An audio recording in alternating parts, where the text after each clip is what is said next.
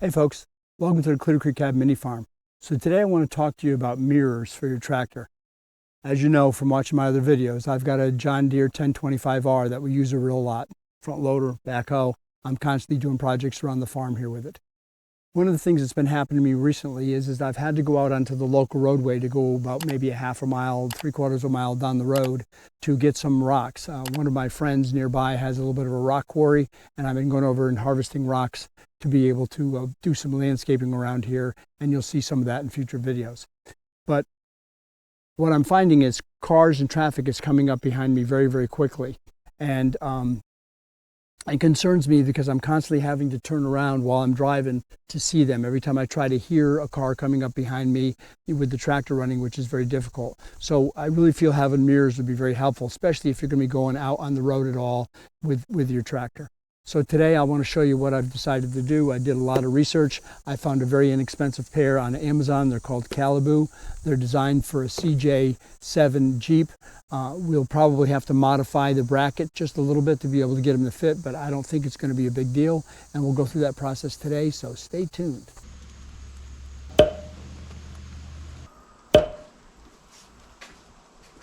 Don't forget your safety triangle whenever you're going out on the road.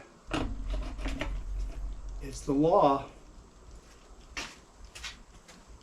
So when I originally bought the mirrors, I thought that I'd be able to bolt them right directly on. There's a little hole on the top of the H120 front loader on the John Deere 1025R. And I did. I bolted these on, and they seem to work pretty good. The only issue that I have is that sitting in the seat, you have to kind of crouch down in order to be able to see the mirror. I've tried spinning it both ways, this way and this way on there, but it still doesn't quite tilt up enough. So what I'm going to do is I'm going to use one of the brackets from the CJ box and modify that a little bit to be able to bring this mirror up just a hair and bend it back so that you can get enough of an angle so you can see comfortably behind you.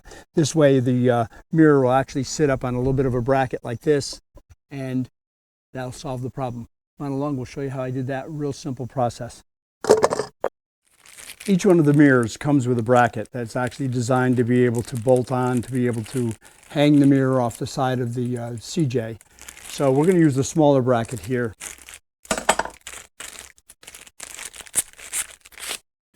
And the bigger one we won't need. But what we're going to do is, you can see the little hole that's on here. That's designed to be where the mirror actually bolts on.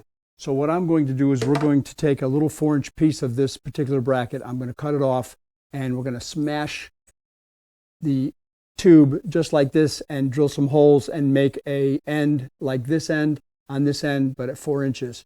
That way you can bolt the mirror onto here and bolt the smaller part onto the tractor, and you'll be able to move this bracket back and forth by bending it a little bit to get the height that you want to on the mirror. So come on, we'll show you how to do that. It's really pretty easy.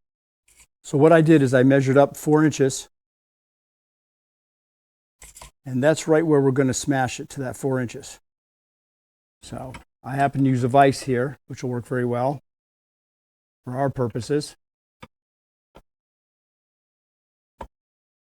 And then what I'll be able to do is I'll be able to just crunch this down with the vise and flatten this out. Now, you can also do this with a hammer. Cut your bracket first and do it with a hammer if you need to. But in my particular case, I've got a good vise here, so I should be able to very easily just be able to crank down on this and be able to bend this out the way that we need it.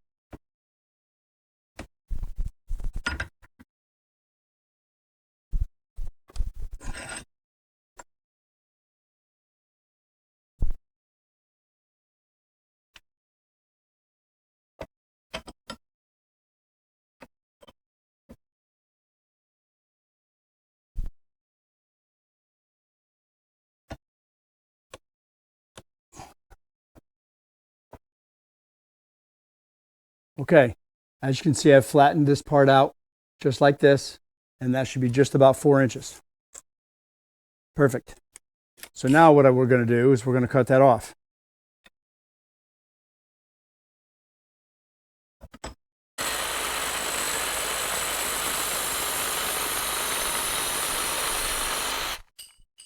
This piece we don't need. Here's the piece we need, fell on the floor. Right here. So now what we can do is just make sure it's totally flat. What we can do is file it a little bit now, just to get off any rough edges. Make sure there's nothing sharp. And now what we're going to do is we're going to drill a hole in here for a 1/4-inch bolt that will actually go through the actual little hole on the tractor front loader.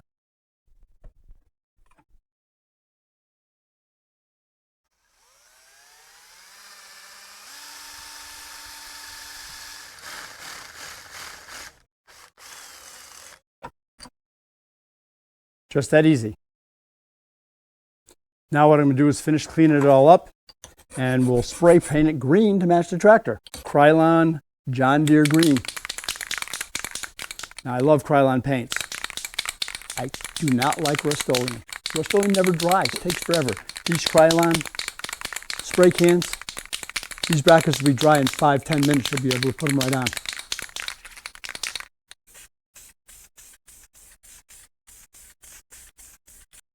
The great thing about these mirrors is you can bolt them directly right on the tractor's front loader without making any of the little brackets. Now, in doing that, as I said, when you sit, you have to kind of crouch down to be able to see behind you.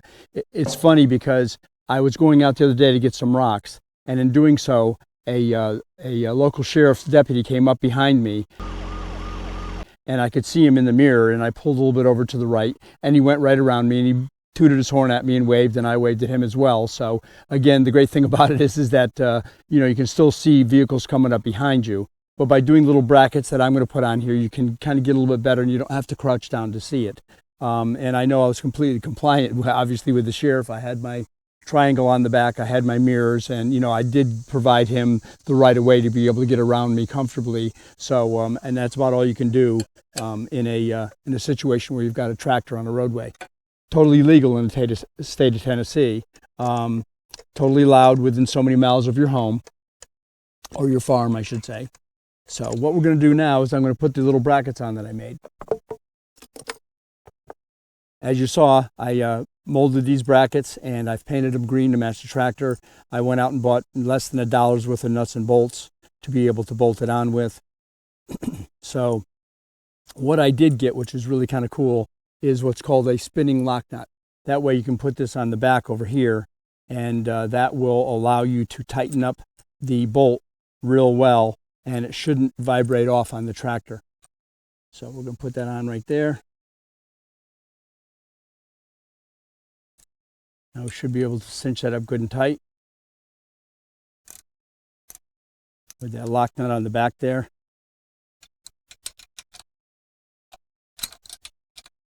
Left-handed, I'm not.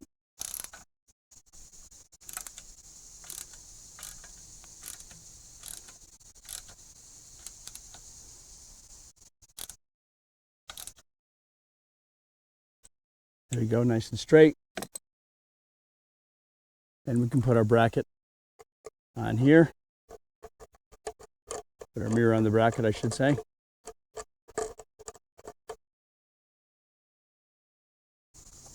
Need the 14mm wrench for that.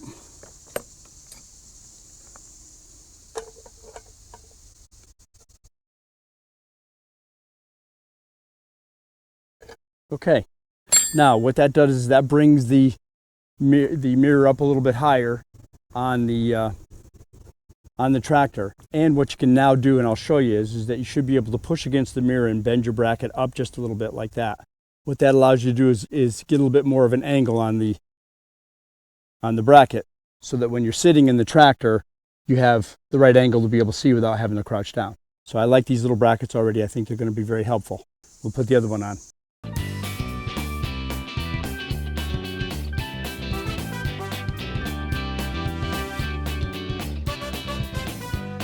Like I said, now what you can do is you should be able to just push on the bracket a little bit to bend it up a little bit so you can get the angle that you want to. Well, that's it for today's video, folks. Thanks for tuning in. We appreciate your patronage to our channel here at the Clear Creek Cabin Mini Farm. Please give the video a thumbs up if you thought it was helpful. Leave a comment or some questions in the comment section if you'd like. And stop back and see us. We'd love to have you be a member of our family and enjoy some of the little projects and fun we have here at the Mini Farm. Stop back and see us. God bless you till the next time we see you. Take care.